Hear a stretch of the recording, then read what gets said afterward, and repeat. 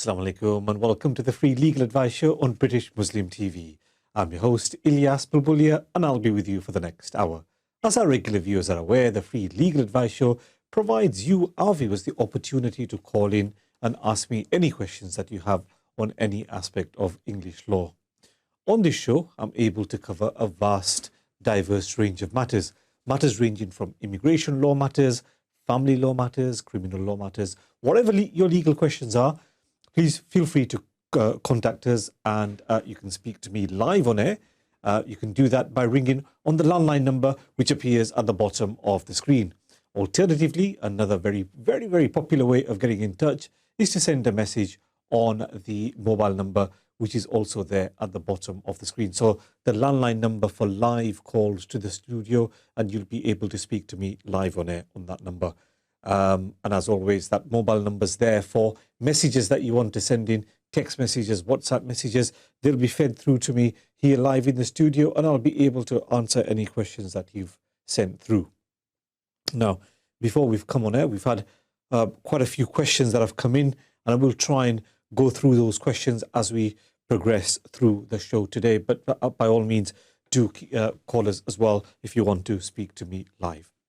Couple of minor points before we get going. Obviously, on a live show, it's not possible to take very detailed information from callers who call in.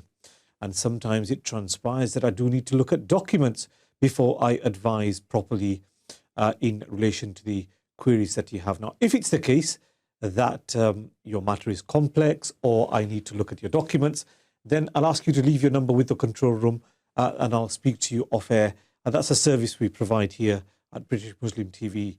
Completely free of charge, a part of the free legal advice show.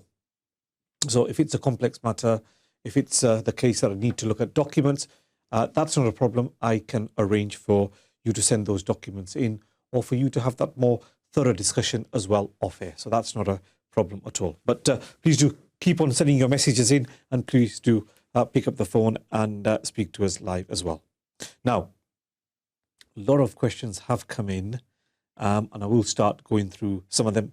I've been going through them just before the show started. A lot of immigration law questions, which is absolutely fine. Okay, let's look at the first question that's come in. Immigration law question.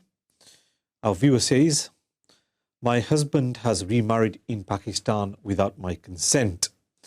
I brought him over here on a spouse visa over 18 years ago, and he is now a British citizen. I want to know, can he bring her, I'm assuming the second wife, to the United Kingdom? Apart from a spouse visa, can he bring her as a visitor, as a partner in a business, etc.? What steps can I take to make sure that he never brings her here to the United Kingdom? Okay, that's understandable for you to be asking this question. Husband has remarried in Pakistan without your consent, and it from your question appears that you were the one who sponsored him to come to the United Kingdom, no doubt on a spouse visa some 18 years ago.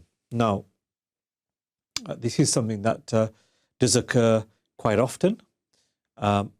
Normally, the position is this, that if the first marriage has resulted in a formal divorce taking place, so not talaq in the United Kingdom, not the Islamic divorce, but a proper divorce from the family courts here. If a proper divorce has taken place, and it looks like from the question and the way you've put it, that a divorce hasn't taken place, because you haven't mentioned a divorce having taken place.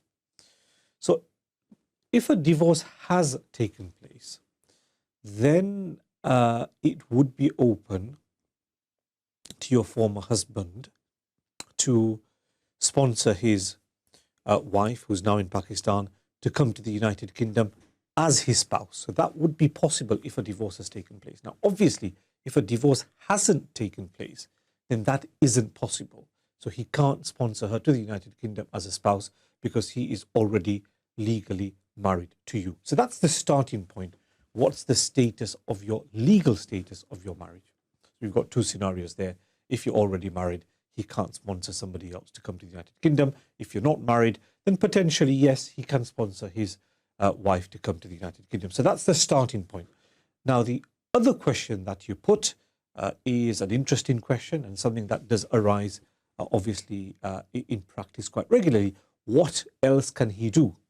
And that arises where you are both still legally married and there appears to be no intention on either party's part to go through a formal divorce. Now, in that situation, what can he do to bring his second wife to the United Kingdom?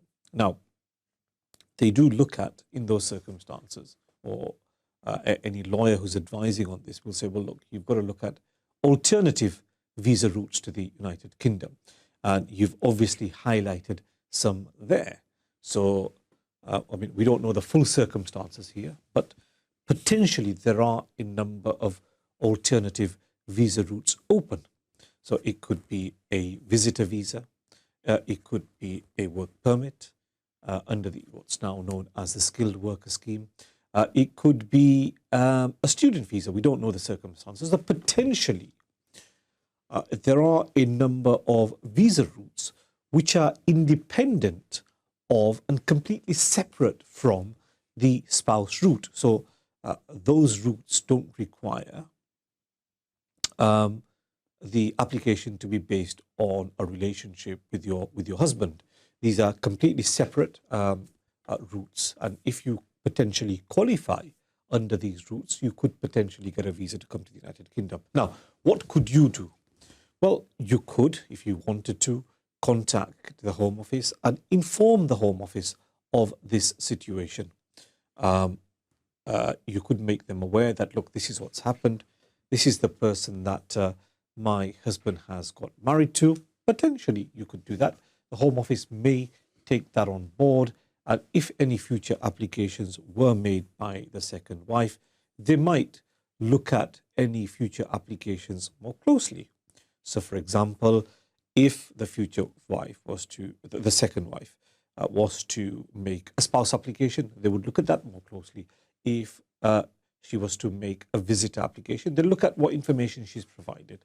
Has she disclosed the fact that she is actually married to a British citizen in the United Kingdom? And this may be a way of coming to the United Kingdom. So in terms of what you can do, you can inform the Home Office of the current situation, the fact that it appears that you are still legally married and he has got married to somebody else. You will need to provide quite a bit of information for them to be able to identify who this person is in Pakistan, full name, date of birth, address, passport number, etc.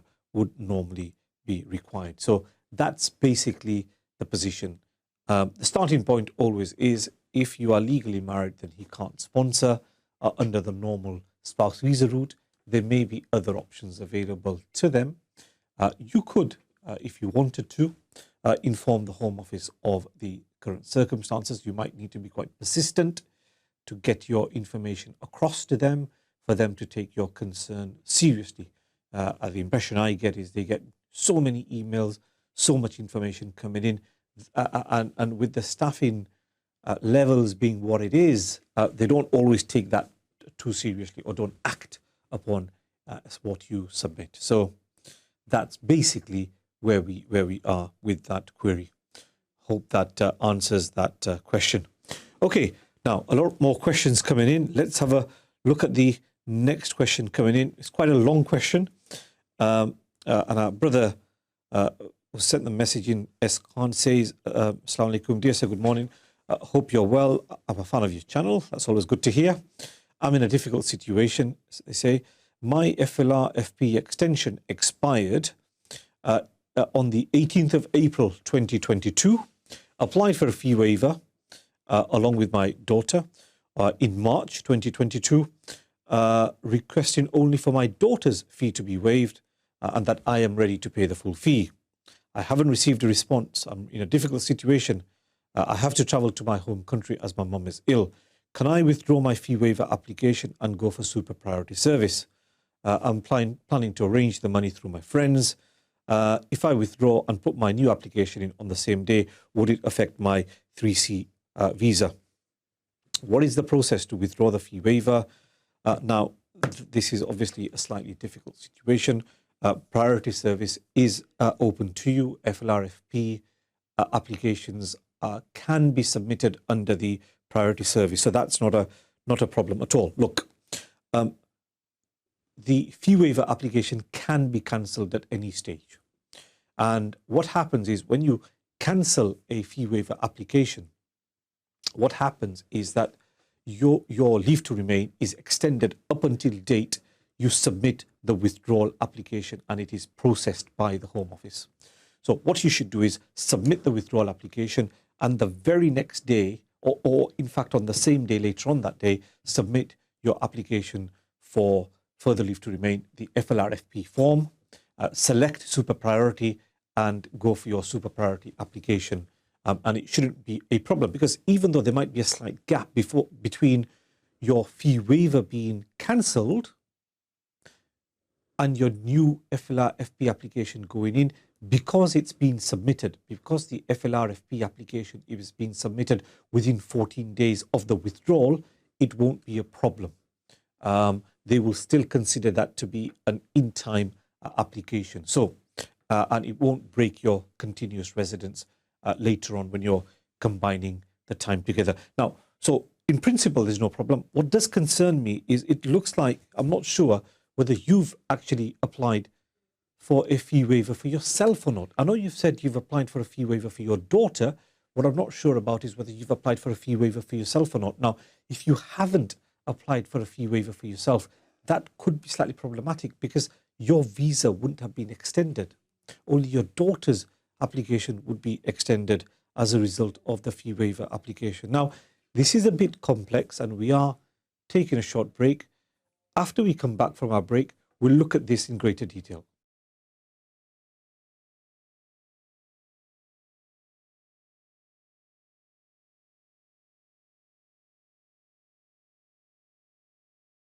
Assalamu alaikum. Welcome back to the Free Legal Advice Show on British Muslim TV. I'm your host, Ilyas Bulbulia. To speak to me live on air, please ring on the landline number which appears at the bottom of the screen. Alternatively, as always, you can send your messages in on the mobile number which also appears at the bottom of the screen. Now, we were looking at the question relating to fee waivers and withdrawing a fee waiver application and submitting a super priority application to get a quick decision.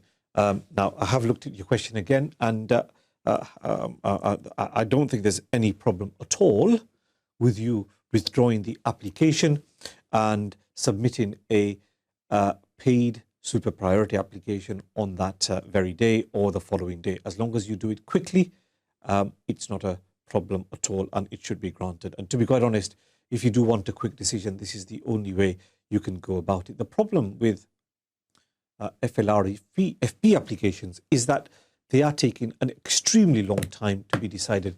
If you use the normal standard service, they would take about a year for the application to come through, for it to be processed and for a decision to be made. Now, that's a significant amount of time to wait. So really, this is the only way around it. If you want to travel abroad, you have to use the super priority service and get a decision quickly. That's the only way around this problem. But thank you very much for that message. Okay, let's look at the next message that's come in. A question from Sister Samina, who says, Assalamu alaikum. I came into this country in 2005 as a spouse with a 2-year visa. In those 2 years, I faced domestic violence. And after that, I lived in the United Kingdom up until 2014 without a visa. I was always applying in that period, but the Home Office refused my application again and again. But in 2014, I received my status.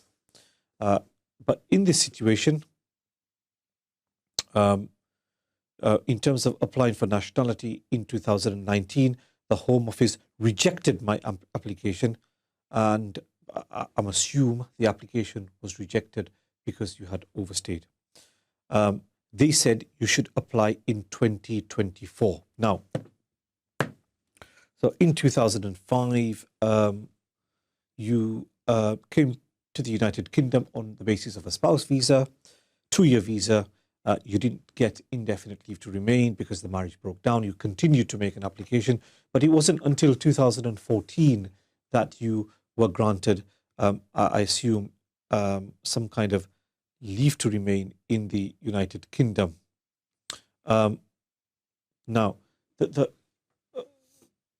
information that we've provided is slightly unclear, but there is enough there for me to advise you on this.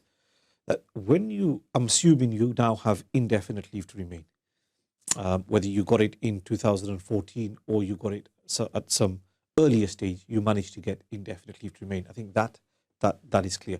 When you apply for nationality, what the Home Office will do is go back 10 years. They will look at your immigration history over the last 10 years. Now, the problem is this, that if there is overstaying in the last 10 years, then they will potentially refuse the application based on the fact that you don't have a clear immigration record, that you've overstayed in the United Kingdom over the last 10 years. They can use your overstaying as a reason for refusal. Now, when you have a period of 10 years which are clear, where there is no period of overstaying, at that stage you would be eligible to apply for nationality. And looking at the way you've posed your question, it looks like in 2024 you will have 10 years of clear immigration history. You would then be able to apply for nationality at that stage. I think the problem may well be that the period of overstaying might have been quite long, and that's why they're not prepared to exercise any discretion in this case. We don't know how you got indefinite leave to remain, whether it was on domestic violence or whatever happened, we don't know. But I suspect the position is that the period of overstaying was quite long, and the Home Office is therefore not prepared to exercise any kind of discretion, and they're saying that you don't have a clear 10-year period where there is no overstaying, and that's why they're refusing the application, potentially based on the Home Office guidance. Potentially the approach that the Home Office has taken is correct. It would be difficult to challenge. I know we have limited information here, but it does look like it would be difficult to challenge that decision. Hope that answers that question. Okay, another question that's come in from Sister Syra from Manchester. She says, Assalamu alaikum, brother. I got married in Pakistan. I had my nikah done there, and I called my husband over as a spouse to the UK. Once he came here, we never had a civil ceremony. Unfortunately, after 14 years, we divorced, and he gave me an Islamic divorce. Do I need an English divorce? As I have been told, it's not legally recognized in the United Kingdom. Now, you would need an English divorce, a divorce through the family courts here. That's a simple answer. Now, the reason for that is this. I know you had an Islamic nikah, a nikah in Pakistan. The position is that an Islamic marriage that takes place in Pakistan is recognized as a valid marriage in the United Kingdom. So because of that, obviously, when your husband applied to come to the United Kingdom, and then he came to the United Kingdom, he never registered his marriage in the United Kingdom because that was never necessary, because you've already had the valid legal marriage done in Pakistan. So you're already legally married. And that's why there's no reason or there's no requirement for that marriage to be registered here in the United Kingdom. Now, an Islamic marriage in Pakistan is recognized as a legal marriage. However, if an Islamic marriage took place in the United Kingdom, generally speaking, that marriage would not be recognized in the United Kingdom unless the marriage is taking place at a place which is recognized for conducting official marriages, which are very, very few indeed in the United Kingdom. So generally speaking, an Islamic marriage that simply takes place in a mosque or in a home somewhere will not be recognized as a legal marriage. Now, if that's the only thing you've done, an Islamic marriage in the United Kingdom, generally that won't be recognized and you will not need an English divorce for that. However, your situation is different. Your marriage took place in Pakistan. That is recognized as a legal marriage. So you would normally need a divorce from the United Kingdom courts because you're both living here. There are some circumstances in which the divorce can be obtained abroad in Pakistan, normally where one of the parties is living in Pakistan. But the short answer to your question is that because that marriage is legally recognized by the UK under the UK rules, you would have to get a proper divorce here in the United Kingdom. So I hope that answers that question. Right, we've had a number of questions coming in. Let's look at the next question that's coming. And this is a question from Brother Ikram. And he says, Salams, I need some information. I am a Dutch citizen and my wife is a British citizen. I have two sons. They are Dutch citizens and my two daughters are British. All were born in the UK. Can I apply for my son's British citizenship without any fee payable? Now, if your children do qualify for British citizenship, and it appears like they do qualify for British citizenship, because the children were all born in the United Kingdom anyway, and mum has British citizenship, so they would potentially qualify for British citizenship.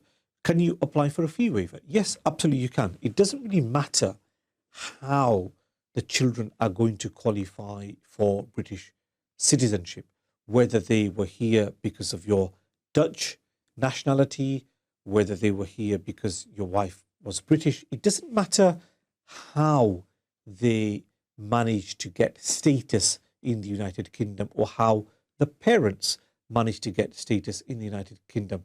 The key point is that it is the application to register them as British which has the fee waiver facility available for it. So don't be concerned about how they've got to this stage where they are able to register as British citizens.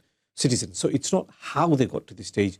The very fact that you are now in a position to apply for to register them as British means that potentially you can apply for a fee waiver for that citizenship application. Now, obviously, when you apply for a fee waiver, it has its own rules in terms of when the fee waiver will be granted. They are quite strict. You're going to have to disclose all evidence relating to your income, your savings, which would mean disclosing your wage slips, if you're self-employed, your self-employment documents, your bank statements, etc. So there's a lot of documentation that you will need to disclose, and the Home Office will then assess whether you qualify for a fee waiver or not in relation to those applications. But in principle, there's no problem applying for that. In principle, it looks like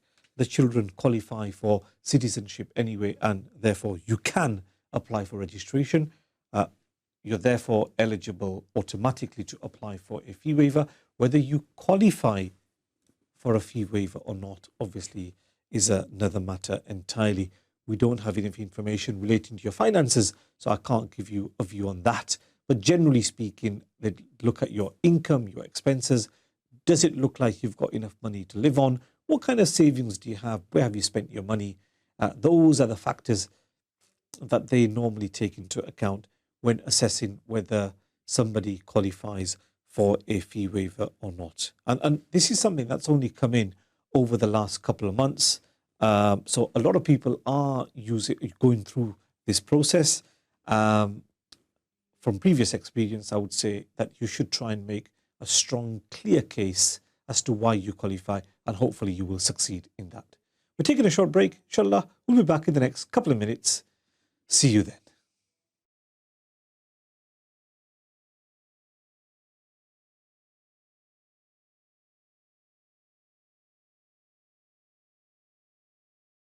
Assalamu alaikum and welcome back to the free legal advice show on British Muslim TV. I'm your host Ilyas Bulbulia. To speak to me live on air, please ring on the landline number which appears at the bottom of the screen. Alternatively, as always, please send your messages in on the mobile number which also appears at the bottom of the screen. Now, we've had a lot of questions coming in, so we're just going through those questions. Please do continue to send your questions in.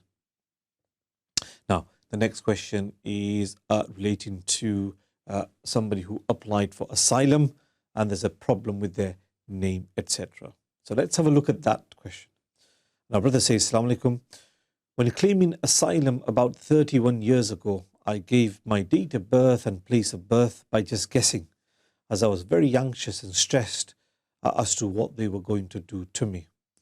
I came from a region where police and government officials are very aggressive.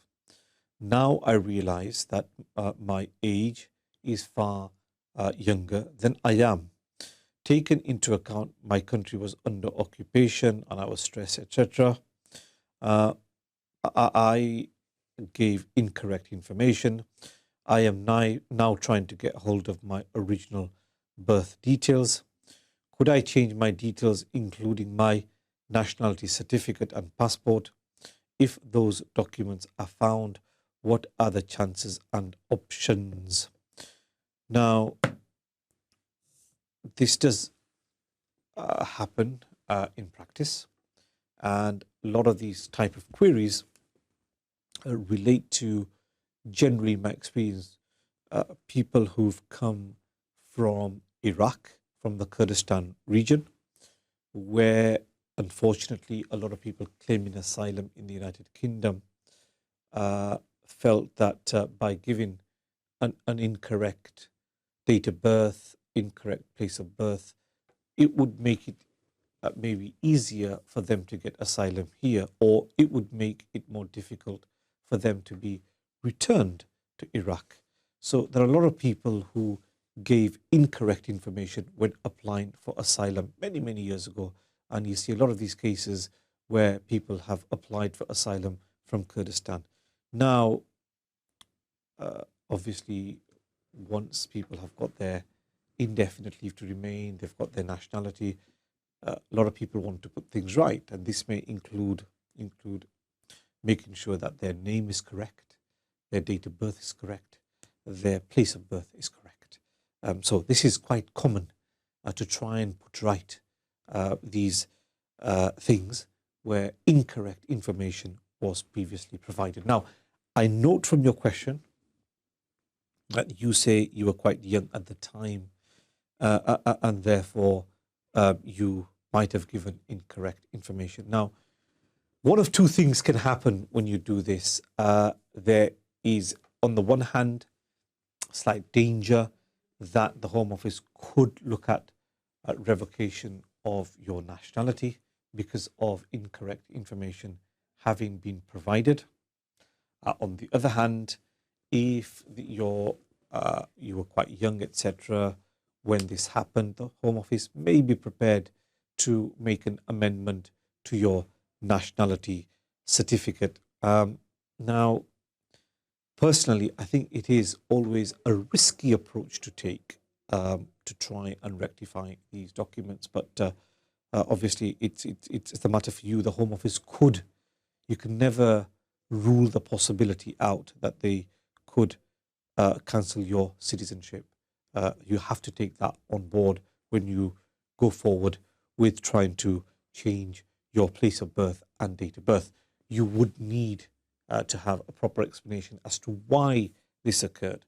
It could be that you were unaware of your correct details, or it could be that simply you were too scared to give your correct details. But whatever it is, you'd need to not only provide correct documentation, you'd need very good explanation as well. Now, if you were under the age of 18 when you applied for asylum, and that's when incorrect information was provided, it may well be that the Home Office doesn't look at that too dimly. Now, the problem is, as an adult, if you've done that, it could be problematic going forward. I can't really say any more than that.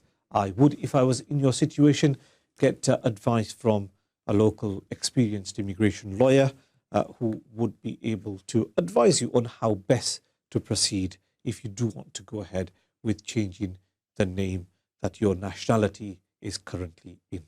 But thank you very much for that question. On a sort of a general note, the problem that occurs is, for example, if you have a British passport in a different name, sometimes it's difficult to go back to your home country where your records are different as well. So it is problematic, but this is quite a tricky situation to be in. So you do need to tread carefully. But thank you very much for that. Now, let's look at the next question that's come in. Our brother says, Assalamu alaikum. I took British citizenship in the mid-70s. I have applied for a Pakistan Nadra card in February or March of this year. Am I a dual national now or just a British citizen? Look, as far as Pakistan nationality is concerned, it's not a problem if you have British nationality and your Pakistan ID card as well. In fact, you can have a Pakistani passport as well. That's not a problem. Only certain countries prohibit dual nationality. Pakistan doesn't. So you could potentially apply for Pakistani passport as well, and that wouldn't be a problem as well. There are some nationalities where the rules, or some countries where the rules are that you could only have the nationality of that country. For example, India is your classic example, where if you obtain British citizenship, you have to revoke your Indian citizenship. You can only have one. You can't be a dual national. But there isn't such a problem with Pakistani nationality. Fantastic. Thank you very much for that question. Another question that's come in seems to relate to Indian law, so it carries on quite well from the previous question. And our viewer says, Sir, my son is 5 years old in January 2023. We are both Indian citizens. My son has no passport. Now, what I'm assuming that what you want to look at is what can you do in terms of UK immigration rules. So parents, both Indian nationals, and the child doesn't have a passport. Child is about to turn 5 years old. Now, what there is at the moment in terms of children who reach the age of 5 and are stateless, potentially they can apply for on the basis that they are stateless. Now, the problem is that route has been made more difficult because where it is possible to obtain an Indian passport and you fail to do that, the Home Office seems to be reluctant to grant stateless status. But all is not lost because it would still be possible to apply for leave to remain for that child. And certainly if the child was born in the United Kingdom, when the child reaches the age of 7, potentially the child can apply for indefinite leave to remain in the United Kingdom. When the child reaches the age of 10, child born in the United Kingdom can potentially apply for British citizenship as well. So it may well be that you can't apply on the basis of statelessness, but you would be eligible for the child to obtain some kind of leave to remain in the United Kingdom based on 5, 7 years, 10 years residence in the United Kingdom. But thank you very much for that question. Now, next question that's come in. Somebody who is on a 5-year route visa, how long can they stay out of the country without that affecting their visa? It's a visa, they say it's a 5-year visa where you have to apply after 2.5 years. So you haven't said what kind of visa it is, but let's say it's a spouse visa. You first get a 2.5-year visa, you then get another 2.5-year visa, and then after a total period of 5 years in the United Kingdom, you would become eligible for indefinite leave to remain. What period of absence is permitted? Now, under the 5-year route, there isn't a specific level of residence which is required in order to qualify for indefinite leave to remain. So it doesn't say in each year you need to be in the United Kingdom for 9 months. You can only be out of the country for 3 months, etc. So you can't, there's no such requirements under the 5-year route, 5-year partner route. But you have to be realistic about this, because a 5-year spouse visa is granted on the basis that you would be spending your time in the United Kingdom with your partner. You would be living in the United Kingdom. Now, if you start spending a lot of time outside the United Kingdom, then the likelihood is that your application for indefinite leave to remain would be refused. You'd get your 2.5-year extension, but you wouldn't get your indefinite leave to remain after 5 years because you spent too much time out of the UK. What's too much time? Now, my personal view is this, that absences of up to 3 months per year would be okay. The problem only occurs if your absences go beyond 3 years. So that's where the problem is.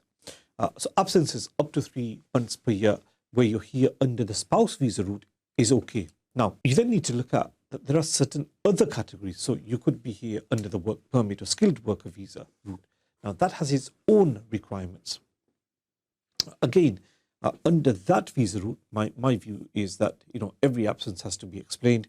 If you're going to be absent from the UK for more than 2-3 months a year, that's going to be problematic, because they're going to be saying, well, you're here on a work visa. Why are you spending so much time outside the United Kingdom? So that, now, if you're here on a different route, for example, you're here on some kind of what we used to have, the entrepreneur route, investor route that we used to have. With those visas, there's more flexibility in terms of absences from the United Kingdom. For business people, there seems to be more flexibility. And what's permitted for them is absences of up to 180 days per year. So approximately half a year, each year, you could be out of the United Kingdom potentially without your leave to remain, without your indefinite leave to remain being affected. We're taking a short break. Inshallah, we'll be back in the next couple of minutes. See you then. Assalamu alaikum.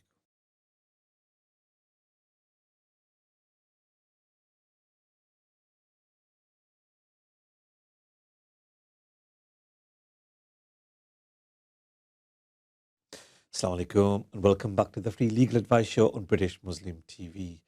To speak to me live on air, please ring on the landline number, and to send us your message with your questions, please continue to send those in on that mobile number, which is also at the bottom of the screen. We've had a lot of questions that have come in, and I do want to try and go through them for the benefit of those people who've sent those questions in, and for the benefit of our viewers generally as well.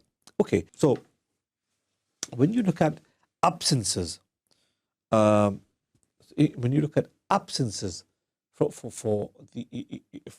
without it affecting your visa, without it affecting your indefinite leave to remain, the starting point always is look at the visa route. Generally speaking, absences of 2 to 3 months per year you can get away with.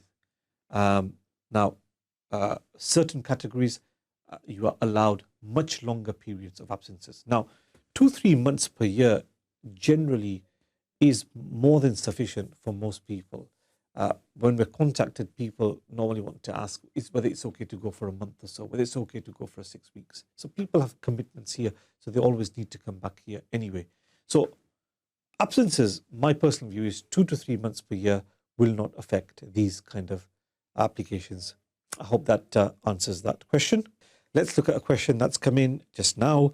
Salams, I'm a 25-year-old female about to get married. Last year, my parents gave me a house as a gift. If things don't work out in my marriage, does he automatically get a percentage of my estate or house? Now, that question is it's difficult to give a definitive answer for that, because generally speaking, this is a property which was acquired prior to your marriage. So that's always a plus point for you. Then it would depend on how long the marriage lasts, and then, whether there are children from the marriage and who the children live with. So there are quite a few factors which determine what happens. But let me give an example. The property was given to you prior to marriage. Let's say your marriage, for example, doesn't last long, maybe 1 or 2 years, and there are children from the marriage and you've got the children living with you.